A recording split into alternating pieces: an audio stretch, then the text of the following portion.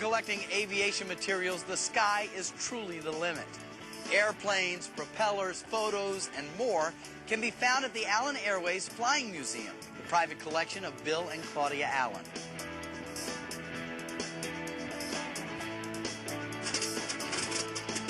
How many aviation posters do you think you own? Well, I've been doing it for 50 years, so our guess is over 500, dating back to 1876.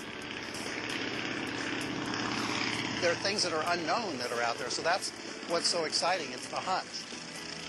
Roadshow expert Nicholas Lowry joined us to look at some of the earliest known posters of mechanical flight.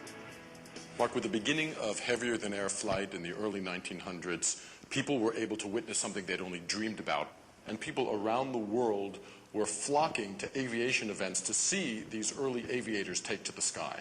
And since it was such an event, that had to be advertised. And we have some examples of incredible posters here. These are beautiful, beautiful posters, but more than just beautiful images, they're also very important historical documents because they chronicle this whole beginning of the rage of flying.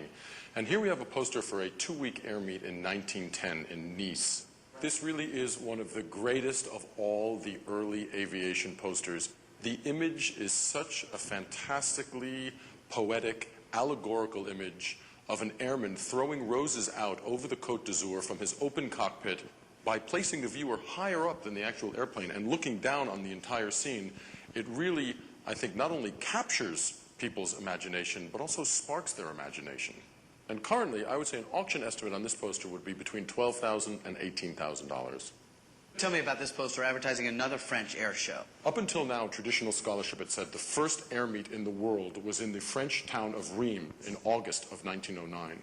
But when we researched this poster, we found out that this air meet in Vichy was scheduled for June of 1909, making it the first major air show in the world.